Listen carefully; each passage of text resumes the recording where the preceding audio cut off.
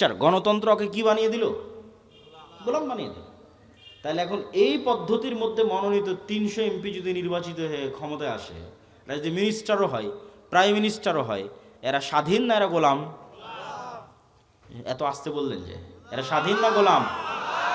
গোলাম MP, গোলাম মন্ত্রী, গোলাম prime minister, গোলাম country. কেননা ও স্বাধীনতার মূল বেসিক ক্রাইটেরিয়া পূরণ করতে পারেনি।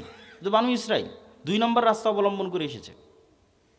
তাহলে যে 2 নম্বর রাস্তা অবলম্বন করে বড় হয়েছে, ওকে আমি আমেরিকা, আমি ভারত বলবো, বাবা তুই যা দুর্নীতি চুরি চামারি কর, কোনো সমস্যা নাই।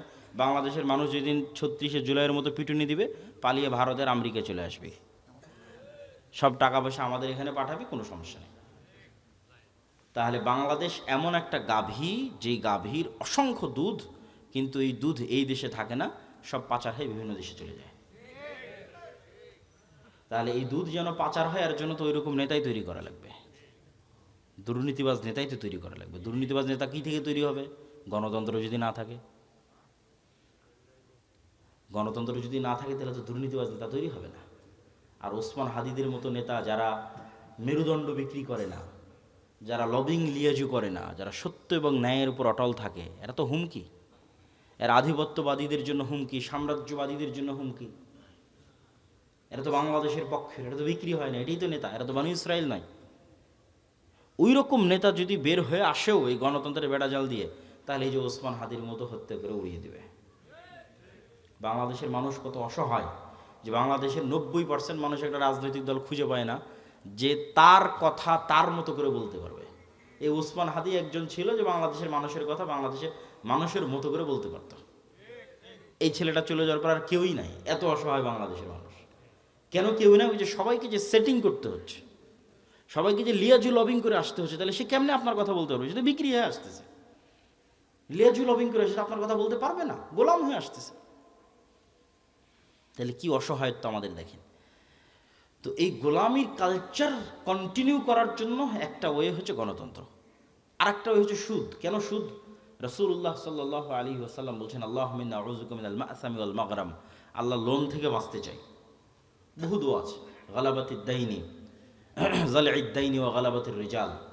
হে আল্লাহ, ঋণের বোঝা থেকে এবং মানুষের আধিপত্য থেকে বাঁচতে চাই। তো কেন আল্লাহর নবী এত ঋণের বোঝা এবং লোনের বোঝা থেকে বাঁচতে চাইতেন? সাহাবীরা রাসূলুল্লাহ সাল্লাল্লাহু আলাইহি ওয়াসাল্লামকে জিজ্ঞেস করলে উনি উত্তরে বললেন যে, যেই দিন থেকে মানুষ লোন নেওয়া শুরু করে, ওই দিন থেকে মানুষ মিথ্যা বলা শুরু করে।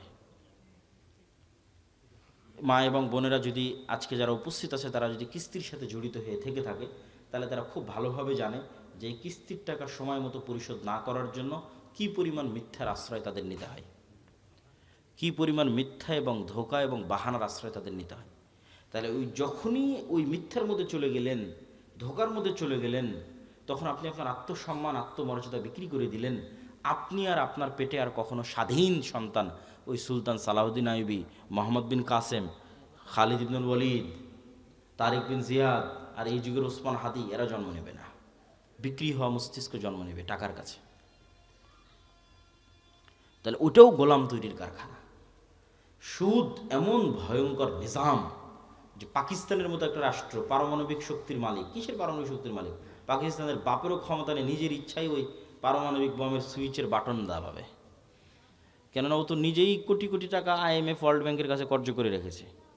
তা IMF ওয়ার্ল্ড ব্যাংক, আমেরিকা আর মানে পাকিস্তানের আব্বা, আমেরিকা যতক্ষণ অর্ডার পারমিশন না দেবে ততক্ষণ ওই দাবাতেই পারবে না ওই পারমাণবিক বোমের সুইচ। তাহলে এই বড় বড় রাষ্ট্রগুলো গোলাম হয়ে আছে কিসের কাছে? সুদী অর্থনীতির কাছে, সুদী লোনের কাছে। আর এই বেড়াজাল আপনি ভাঙতে পারবেন না, এই সুদী বেড়াজাল আর এই গণতন্ত্রের বেড়াজাল, ইমান বিল গায়ব এবং তাওহীদ, এই দুইটার সংমিশ্রণ ছাড়া। ইমান বিল গায়ব এবং তাওহীদের সঙ্গে আপনাকে বুঝিয়ে বলি, ইমান বিল গায়বের একটা বড় পাঠ হচ্ছে পরকাল, পরকালমুখী জীবন ব্যবস্থা, বস্তুবাদী নয়, দুনিয়ামুখী নয়। কল্পনা করেন আজকে এই পুরো বাংলাদেশের মানুষ আন্দোলন, মিছিল, মিটিং, ভোট করে আমাকে প্রধানমন্ত্রী বানিয়ে দিল। কল্পনা করেন, আমি কালকে বললাম বাংলাদেশে আজ থেকে ইসলামী আইন চলবে। আমার এই ঘোষণার পরেই ভারত এবং আমেরিকা বাংলাদেশকে অর্থনৈতিকভাবে বয়কট করবে না? করবে না? করবে। যেমন ইরানকে বয়কট করেছে, যেমন ভেনেজুয়েলার প্রধানমন্ত্রীকে উঠিয়ে নিয়ে চলে গেছে, তো বয়কট করবে। তো যখন বয়কট করবে তখন এই দেশের যে সুযোগ সুবিধাগুলো আপনি এখন ভোগ করতেছেন, এখন এই যে বিদ্যুৎ চলতেছে, ডলার আসতেছে, প্রবাসীরা কাজ করতেছে, ইউরোপ আমেরিকায় অসংখ্য প্রবাসী আছে, বিজনেস চলতেছে, এলসি হচ্ছে, কত কি আছে, এগুলো সব একদিনে ডাউন হয়ে যাবে এবং এই ডাউন করার ক্ষমতা তাদের আছে। এই একদিনে যখন ডাউন হয়ে যাবে তখন আপনিও 1 সপ্তাহ 10 দিনের মধ্যে বলবেন, রাখো তোমার এই আবদুল্লাহর ইসলাম আর মোহাম্মদ ইসলামের ইসলাম, আমাদের আগের জীবনই ভালো ছিল। কারেন্ট নাই, বিদ্যুৎ নাই, এসি নাই, ফ্রিজ নাই, ডলার নাই, টাকা নাই, পয়সা নাই, কিসের ইসলাম? তখন আপনি আবার পরের দিন আন্দোলন মিছিল মিটিং করে নামিয়ে দেবেন। তাহলে অন্তত এই দেশের 20% মানুষ যতক্ষণ এই বিশ্বাসের উপর অটল না হবে যে পরকাল আসল, কিসের দুনিয়া, কাদের মতো? আসহাবুল উখদুদ সূরা বুরুজের ওদের মতো। ওয়ামা নাকামু মিনহুম ইল্লা ইউমিনু বিল্লাহিল আজিজিল হামিদ। পুরো একটা সম্প্রদায় আগুনের মধ্যে ঢুকে যাচ্ছে, মা সন্তান সহ আগুনের মধ্যে ঢুকে যাচ্ছে। কি সেই ঈমান বিল গায়েব, যে শান্ত শিষ্ট আরামের বাড়িঘর রেখে আগুনের মধ্যে জ্বলে মরে যাচ্ছে? কি সেই ঈমান বিল গায়েব? ওই ঈমান বিল গায়েব হচ্ছে এটা যে ওই আসহাবুল উখদুদ ওরা দেখতে পাচ্ছে, নিশ্চিত দেখতে পাচ্ছে যে আমার সামনে জ্বলন্ত আগুন, এটা আগুন নয়, এটা জান্নাত। বলেন আল্লাহু আকবার। আর পিছনে যে আমার শান্তির বাড়িঘর আছে ওখানে জাহান্নামের আগুন জ্বলতেছে, ওরা দেখতে পাচ্ছে যে ওখানে জাহান্নামের আগুন জ্বলতেছে। ওটাকে ওরা বাড়িঘর হিসেবে দেখতে পায়নি, ওখানে দেখতে পাচ্ছে ওখানে জাহান্নামের আগুন জ্বলতেছে, আমি ওখানে গেলে পুড়ে মরে যাব। আর যে সামনে জ্বলন্ত আগুন, এটা তো জান্নাত। অন্তত 20-30% মানুষের ঈমান যতক্ষণ ওই লেভেলে না যাবে ততক্ষণ কিসের আপনি ইসলাম কায়েম করবেন? সম্ভব নয়। বাংলাদেশের মানুষই এতটা দুর্নীতিগ্রস্ত, এতটা বস্তুবাদ, এতটা দুনিয়াবাদীর সাথে আক্রান্ত, এর আপনাকে টিকতে দিবে না, সম্ভব নয়। প্রত্যেকটা রন্ধ্রে রন্ধ্রে টাকার পাগল, ক্ষমতার নেশাগ্রস্ত লোকজন আছে। অন্তত 20% থেকে 30% মানুষের ঈমান লাগবে ঈমান বিল গায়েবে সর্বোচ্চ লেভেলের, পরকালমুখী, দুনিয়া বিমুখ। আর 20-30% মানুষের লাগবে পূর্ণাঙ্গ তাওহীদ। আল্লামা ইকবাল লিখেছেন, ये दौर अपने बराहिम की तलाश में है, যে আজকের যুগের মুসলমানদের সকল সমস্যার সমাধানের একটাই রাস্তা, এই যুগের ইব্রাহিম লাগবে। এই যুগের ইব্রাহিম কোথায়? আজ থেকে 5000 বছর আগে ইব্রাহিম আলাইহিস সালাতু ওয়াস সালাম এসেছিল পূর্ণাঙ্গ শতভাগ তাওহীদে বিশ্বাসী। ওই পূর্ণাঙ্গ শতভাগ তাওহীদে বিশ্বাসী ইব্রাহিম কোথায়? আজকের মুসলিম উম্মার মতো ওই ইব্রাহিম লাগবে। তাহলে মুসলমানদের মুক্তির যাত্রা শুরু হয়ে যাবে। হ্যাঁ, আপনাদের মতো যারা আহলে হাদিস এবং সালাফি আছে তারা বড় শিরক, বড় বেদাত থেকে অনেকটাই মুক্ত, কিন্তু পূর্ণাঙ্গ শতভাগ তাওহীদের অনুসারী নয়। কিভাবে এটা আপনাকে বুঝিয়ে বলি যে কেমনে আপনি পূর্ণাঙ্গ শতভাগ তাওহীদের অনুসারী নন। ঠিক আছে, আপনি কবর মাজারে গিয়ে সিজদা দেন না, তাবিজ কবজ ব্যবহার করেন না, কিন্তু এই আপনি বিড়ি সিগারেটে আসক্ত। তাহলে যখন আপনি বিড়ি সিগারেটে আসক্ত তখন আপনার ইলাহ ওই বিড়ি সিগারেট। আমি বলিনি, আল্লাহ নিজে কোরআনে বলেছে যে তার নফস ইলাহু হাওয়া, তার ইলাহ হচ্ছে তার নিজের অন্তরের কামনা। ঠিক আছে, আপনি কবরকে ইলাহ মানেননি, কিন্তু ইলাহ তো আপনার নিজের নফসকে বানিয়ে রেখেছে।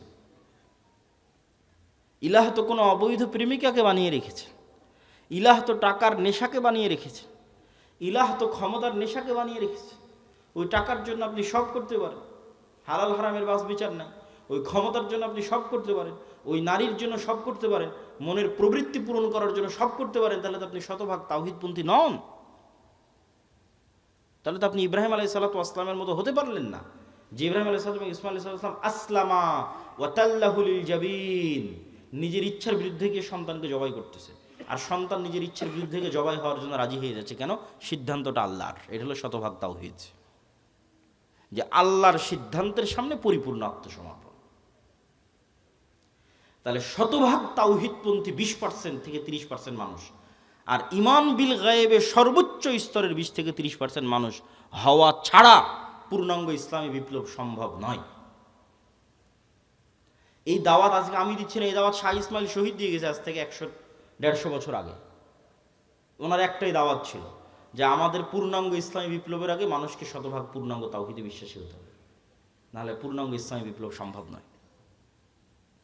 শতভাগ তাওহীদে বিশ্বাসী এবং ঈমান বিল গায়বে ইয়াকিন আছে এরকম 20 থেকে 30% মানুষ লাগবে পুরো বাংলাদেশের। তাহলে এর উপর ভিত্তি করে পূর্ণাঙ্গ ইসলামী বিপ্লব কায়েম হবে। পূর্ণাঙ্গ ইসলামী বিপ্লবের সকল ক্রাইটেরিয়া রেডি আছে, শুধু ওই রকমের যোগ্য মানুষ নাই। তারপরে কি লাগবে?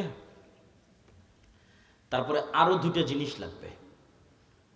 এক, আমি পূর্ণাঙ্গ তাওহীদপন্থী মানুষ, ঠিক আছে, আমি পূর্ণাঙ্গ ঈমান বিল গায়ব অর্জন করলাম, ঠিক আছে, কিন্তু নেতা হওয়ার জন্য আরো দুটো জিনিস লাগে।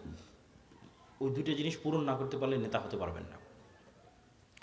একটা হচ্ছে আল্লাহ সুবহানাহু ওয়া তাআলা এই পৃথিবী যেই ফাংশনের উপর ডেভেলপ করেছে ওই ফাংশন আপনাকে ইউজ করতেই হবে। তো এই পৃথিবীতে নেতা হওয়ার ফাংশন হচ্ছে জ্ঞান এবং শিক্ষা, এটা আল্লাহই দিয়ে রেখেছে। এখন এই জ্ঞান এবং শিক্ষার বাটন যদি ইহুদি খ্রিস্টান চাপে তাও ওরা নেতা হয়ে যাবে। এই জ্ঞান শিক্ষার বাটন যদি হিন্দু ডোম চামার ম্যাথর মুচির চাপে ওরা নেতা হয়ে যাবে। আল্লাহ কখনো তার রুলস ভাঙেন না। এখন এই নাটোর, এই এলাকার নাম কি? নাটোর সাধুপাড়া, এই অঞ্চলের যুবকেরা যদি মদ বিড়ি cigarette TikTok video YouTube BPL IPL জুয়া online betting Free Fire PUBG এগুলো নিয়ে ব্যস্ত থাকে, আর ওইদিকে ইসরায়েলের ইহুদি আর ইউরোপ আর আমেরিকার খ্রিস্টান ওরা যদি জ্ঞান অর্জনে ব্যস্ত থাকে ওদের সন্তানেরা, আল্লাহ বলবেন না, আল্লাহ তার রুলস ব্রেক করে বলবেন না যে ইহুদি খ্রিস্টান তোরা থাম, তোদের নেতা বানাবো না, আমার নাটোরের কিছু মদখোর জুয়াখোর বান্দা আছে ওদের নেতা বানাবো। এইটা আল্লাহ করবেন না। নেতা হতে হলে গোলামির জিঞ্জির আপনাকে নিজে হাতেই ভাঙতে হবে, সেটা জ্ঞান এবং শিক্ষা। জ্ঞান এবং শিক্ষায় সর্বোচ্চ স্তর অর্জন করার চেষ্টা ছাড়া নেতা হওয়ার আর কোনো রাস্তা পৃথিবীতে নাই। নেতা হওয়ার এই রাস্তা আল্লাহ নির্ধারণ করেছে। তলুতকে আল্লাহ বলছেন বাস্তাতান ফিল ইলমি ওয়াল জিসম, যে আমি তলুতকে বানু ইসরাইলের নেতা বানিয়েছি, জ্ঞানে বড় তাই, জ্ঞানে বেশি তাই। আদমকে ফেরেশতা এবং জিনের উপর শ্রেষ্ঠত্ব দিয়েছি, জ্ঞানে বেশি তাই। আল্লাহ সুবহানাহু ওয়া তাআলা নিজের রুবুবিয়ত এবং উলুহিয়তের চ্যালেঞ্জ দিয়েছেন তার জ্ঞান দিয়ে, সবার চেয়ে অসীম জ্ঞানের অধিকারী তিনি।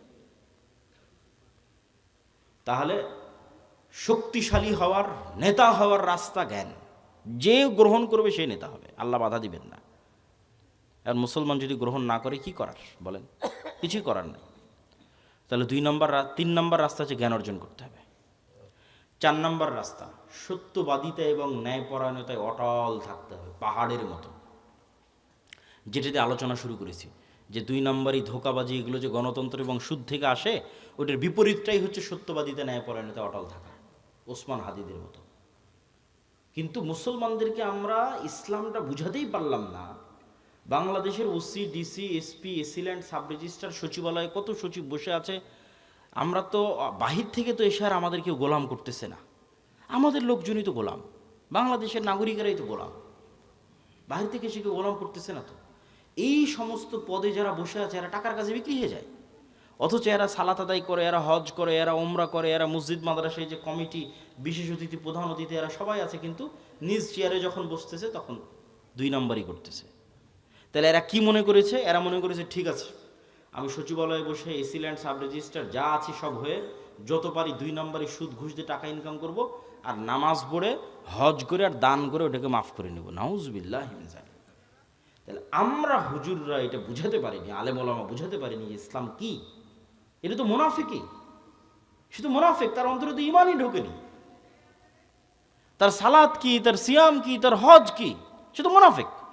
রাসূলুল্লাহ সাল্লাল্লাহু আলাইহি ওয়াসাল্লামের স্পষ্ট হাদিস, ইযা তুমিনা খানা, তাকে যে আমানতের দায়িত্ব দেওয়া হয়েছে ওটার খিয়ানত করে যে মুনাফিক, ওর অন্তরে ঈমান ঢোকেনি। লা ঈমান লিমান লা আমানাতা লাহু। তাহলে মুনাফিকের হারাম টাকার দুর্নীতির টাকার কিসের ইবাদত? বরং আর উল্টাটা, ও যদি কোনো বড় ইবাদত নাও করে, কোটি কোটি টাকা দান নাও করে, তাহাজ্জুদের রাতের সালাত নাও আদায় করে, হজ নাও করে, শুধু ওর যে চেয়ারে বসে আছে ওসি ডিসি এসপি মন্ত্রী সচিব এসিল্যান্ড, এই চেয়ারে চুল পরিমাণ অন্যায় না করে, তাহলে এদের হজের চেয়ে, এদের রাতের তাহাজ্জুদের সালাতের চেয়ে এবং অন্যদের কোটি কোটি টাকা দানের চেয়ে সে শ্রেষ্ঠতম নেকির অধিকারী হবে। রাসূলুল্লাহ সাল্লাল্লাহু আলাইহি ওয়াসাল্লাম বলেছেন, সাবআতু ইউযিল্লুহুমুল্লাহ ইয়াওমা লা যিল্লা ইল্লা যিল্লুহু। 1 নম্বরে ইমামুন আদিল। 7 শ্রেণীর যারা বিশেষ আল্লাহর ছায়া পাবে, এখানে সবাই আছে, নামাজি আছে, দানবীর আছে, সবাই আছে, কিন্তু এক নম্বরে জায়গা দেওয়া হয়েছে পদে বসে ন্যায়পরায়ণ। যে ও তো এমনি সবচেয়ে বড় নেকির কাজ, ওর জন্য তো এমনি জান্নাত। ও তো আল্লাহর গুণে গুণান্বিত হয়েছে।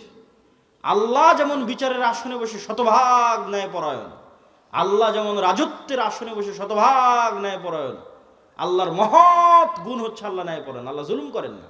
ইন্না হারামতু যুলমা আলাইয়া। মানুষ হয়ে যে আল্লাহর গুণে গুণান্বিত হতে পারে, আল্লাহু আকবার, এটা কত বড় ইবাদত।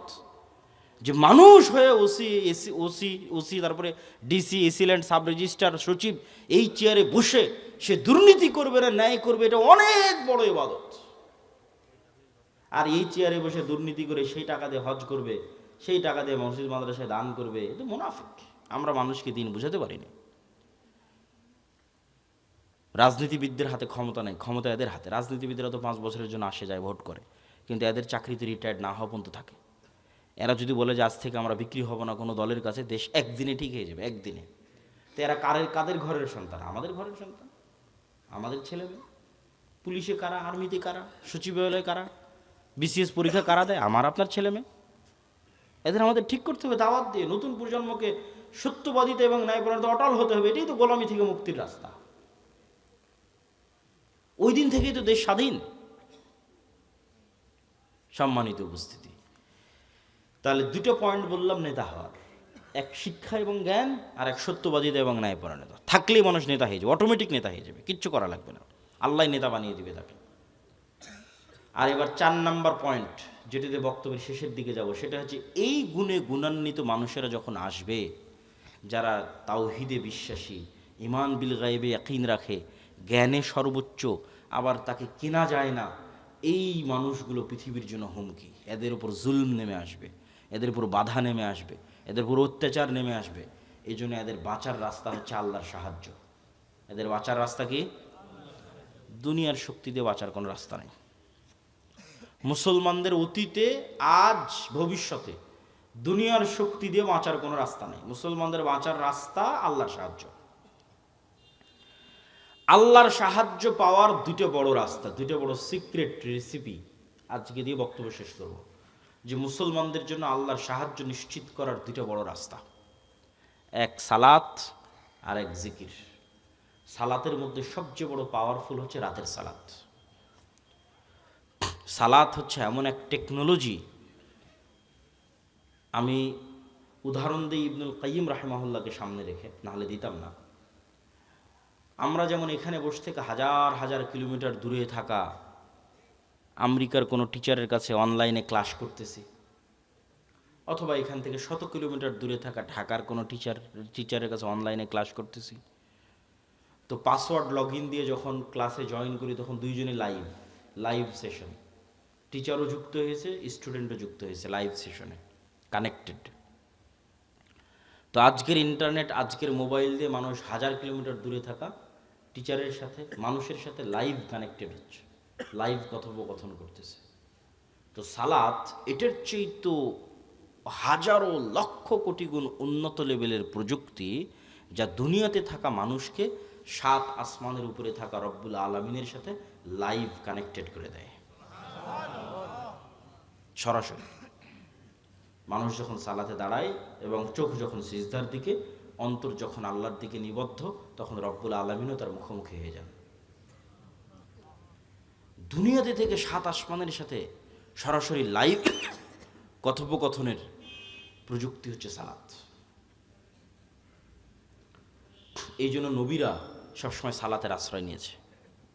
সূর্যগ্রহণে সালাত, চন্দ্রগ্রহণে সালাত, বৃষ্টি প্রার্থনায় সালাত, জানাজায় সালাত, বিপদ আপদে সালাত, রাতে সালাত।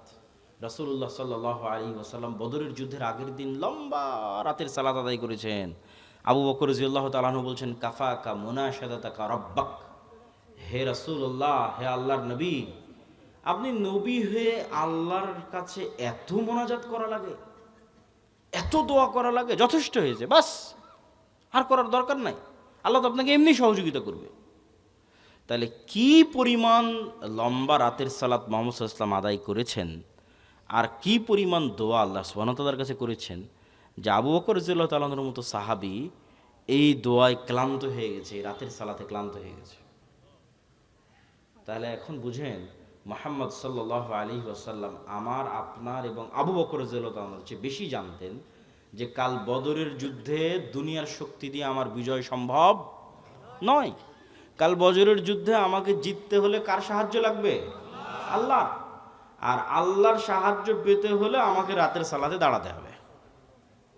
তাহলে পৃথিবীর সর্বশ্রেষ্ঠ রাসূল, সর্বশ্রেষ্ঠ মানুষ আল্লাহর সাহায্য নেবেন, এই জন্য রাতে ঘন্টার পর ঘন্টা রব্বুল আলামিনের সামনে দাঁড়িয়ে আছেন। আর আমি এবং আপনি রাতের সালাত তো বহুদূরের কথা, 5 ওয়াক্ত সালাত আদায় না করেই শুধু ভোট দিয়ে ইসলাম বিজয় হয়ে যাবে, আর মিছিল করে আর তাকবীর দিয়ে ইসলাম বিজয় হয়ে যাবে। এটা সম্ভব নয়।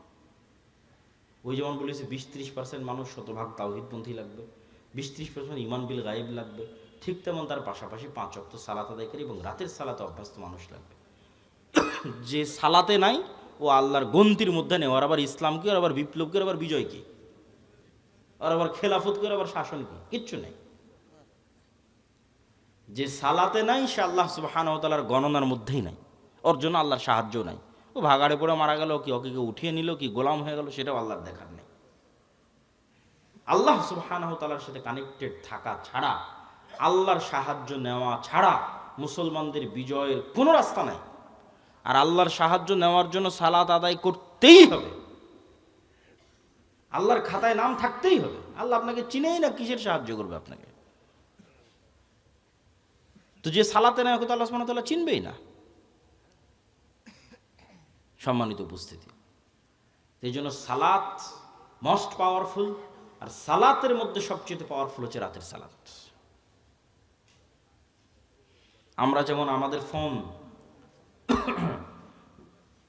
এই যে হাতে ফিঙ্গারপ্রিন্ট দিয়ে ফোন ওপেন হয়ে যাচ্ছে, পাসওয়ার্ড দিয়ে ফোন ওপেন হয়ে যাচ্ছে, ফেস ভেরিফিকেশন দিয়ে ফোন ওপেন হয়ে যাচ্ছে, 5 স্টার হোটেলে গেলে কার্ড পাঞ্চ করলে ওপেন হয়ে যাচ্ছে। তো এগুলো সব লক ওপেন হওয়ার সিস্টেম পৃথিবীতে। তো কল্পনা করেন যে আমরা পৃথিবীর অত্যাধুনিক প্রযুক্তির একটা দরজার সামনে দাঁড়িয়ে আছি। এর চেয়ে অত্যাধুনিক প্রযুক্তির দরজা পৃথিবীতে নাই। ওই দরজা ওপেন করতে হলে বিভিন্ন varieties type of password use করতে হয়। যেমন নির্ধারিত সময়ে আসতে হয়, নির্ধারিত সময় ছাড়া খুলে না। আবার নির্ধারিত ফরম্যাট ছবি, পিকচার ওখানে আপলোড করা আছে, ওইটার সাথে মিলতে হয়। আবার ওই প্রতিটা ফরম্যাটের সাথে নির্ধারিত সাউন্ড আছে, ওটাও মিলতে হয়। যেমন ধরেন আমি এই ফরম্যাটে দাঁড়ালাম, এটার সাথে একটা সাউন্ড আছে আলহামদুলিল্লাহ রাব্বিল আলামিন। রুকুর ফরম্যাটে দাঁড়ালাম, ওটার সাথে একটা সাউন্ড আছে সুবহান রাব্বিল আযীম। টাইম মিলতে হবে, ফরম্যাট মিলতে হবে, আওয়াজ মিলতে হবে, তারপরে ওই দরজাটা খুলবে, তার আগে দরজা খুলবে না। তো এইরকম সালাত এর চেয়েতেও টপ লেভেলের উন্নত প্রযুক্তি, যা রব্বুল আলামিনের সাহায্যের দরজা, রব্বুল আলামিনের সাথে যোগাযোগের দরজা উন্মুক্ত করে দেয় হচ্ছে সালাত। এই সালাত ছাড়া আমাদের বাঁচার কোনো রাস্তা নেই, সালাত ছাড়া আমাদের উদ্ধার হওয়ার কোনো